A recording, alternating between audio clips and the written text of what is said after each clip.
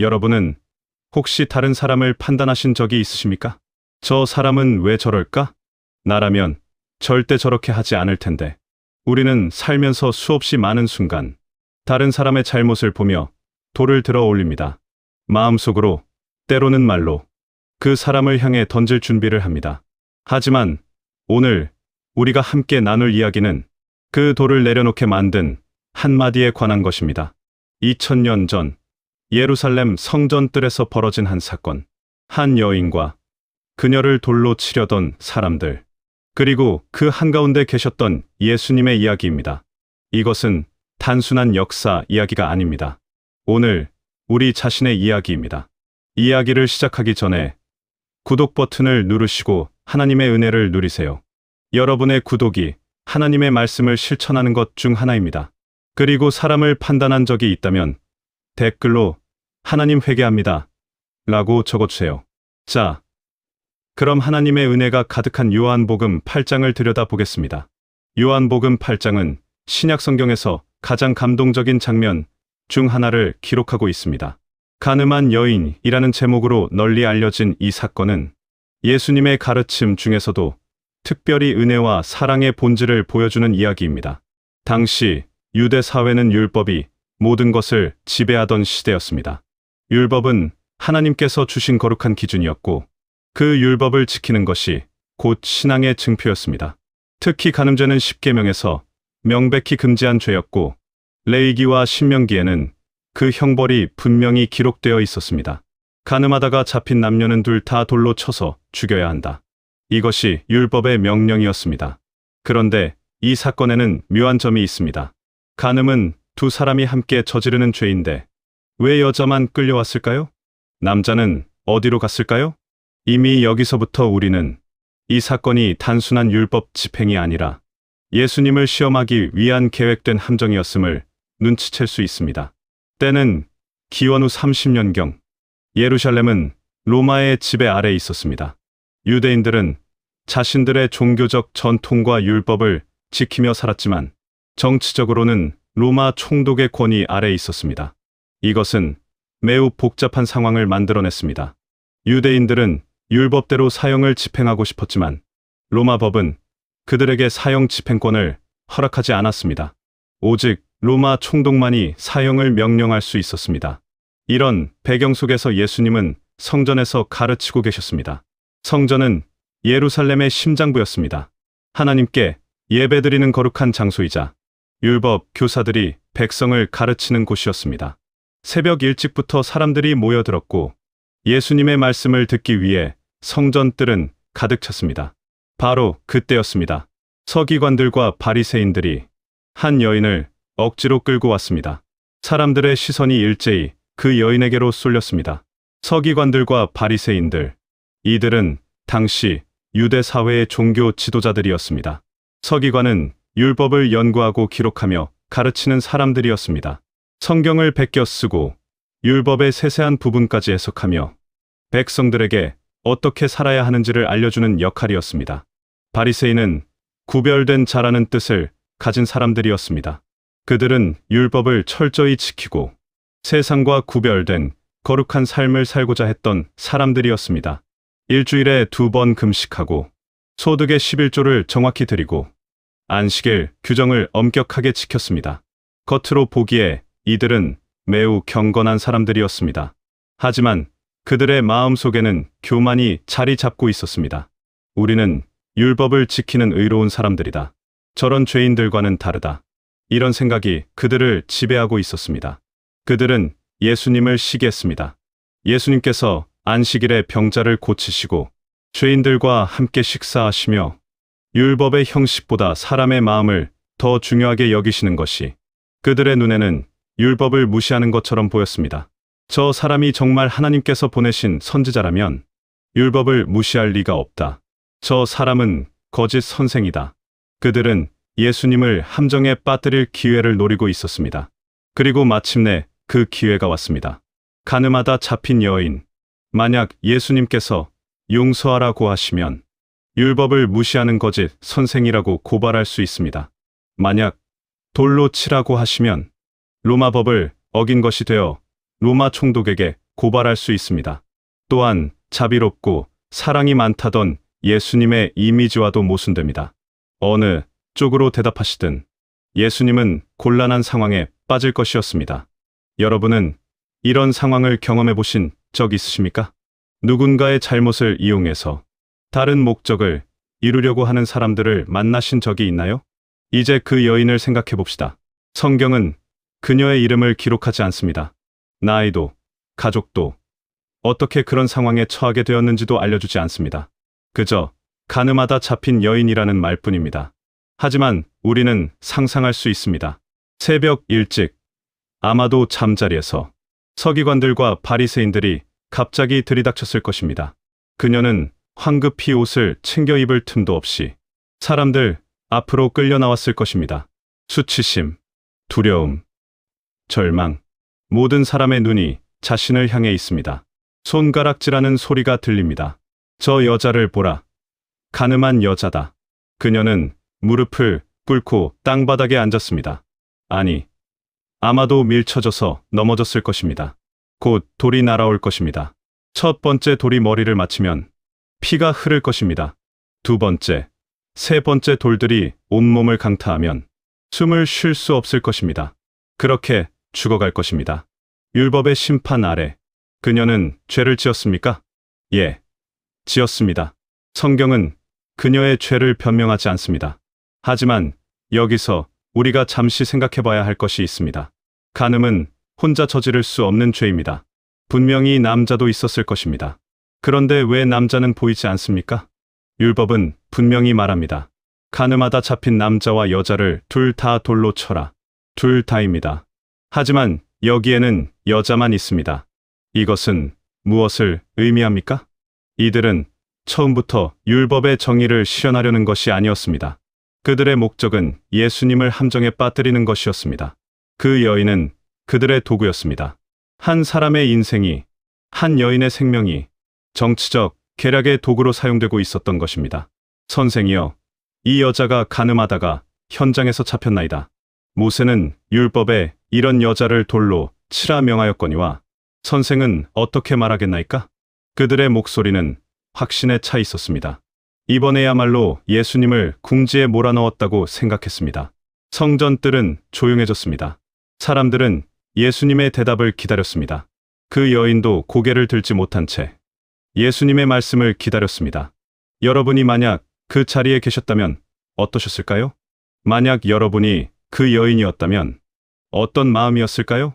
만약 여러분이 고발자들 중 한 사람이었다면 어떤 생각을 하고 계셨을까요?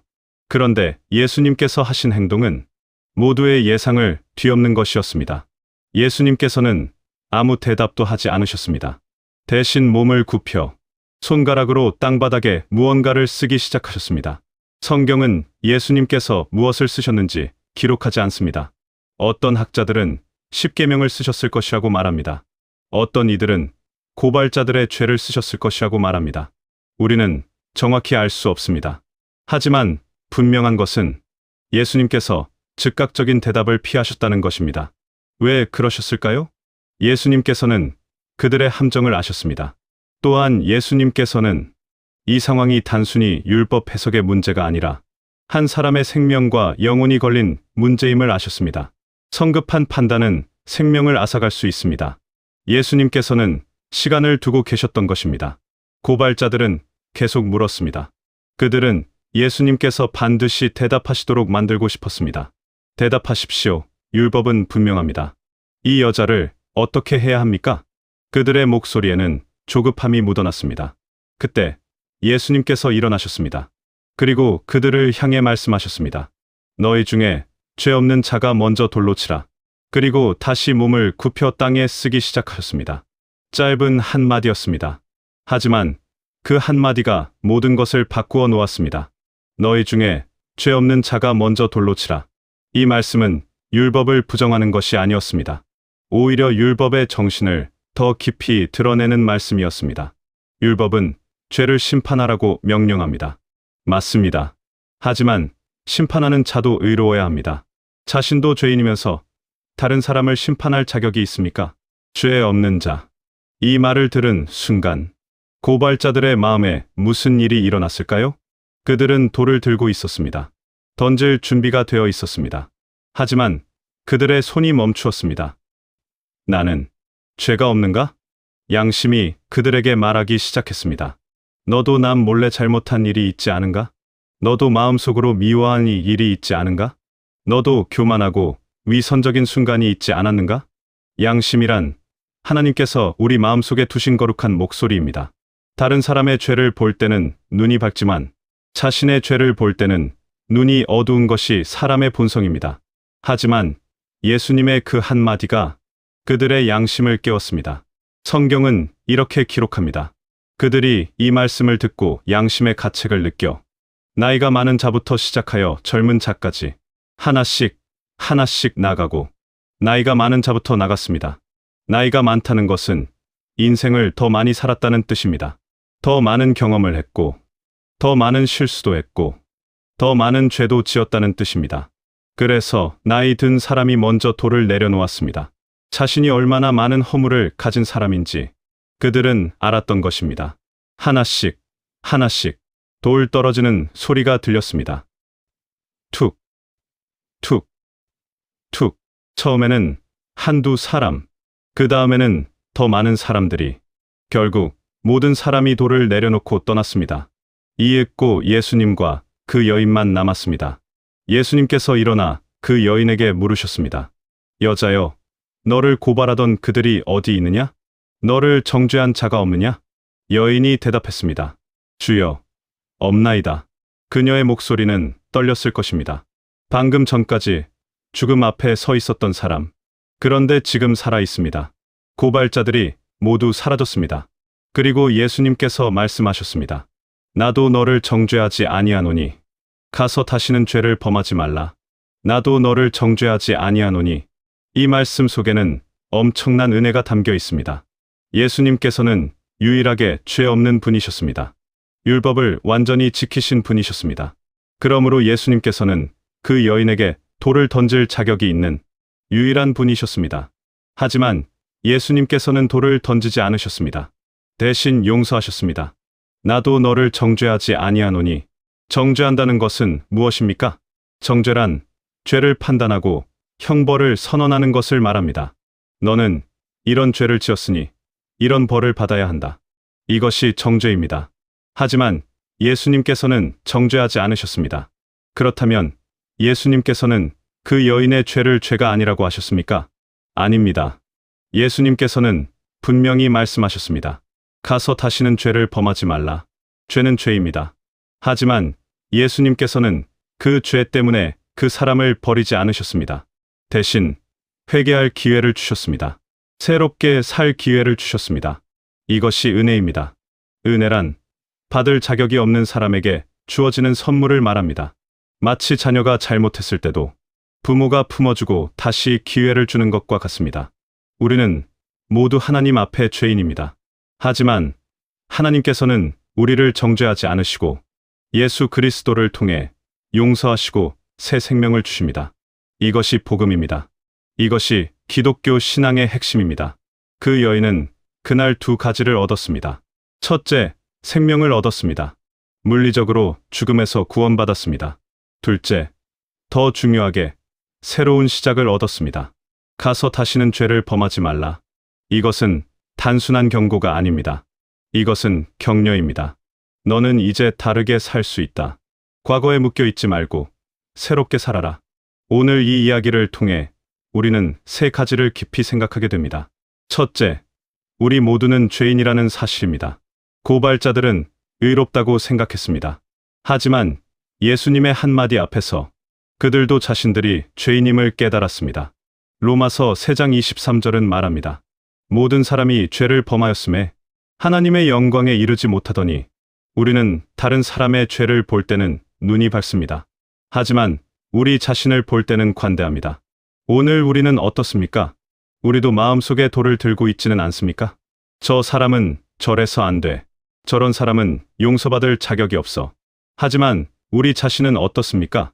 둘째, 예수님의 사랑은 정죄가 아니라 회복입니다. 예수님께서는 죄를 무시하지 않으셨습니다.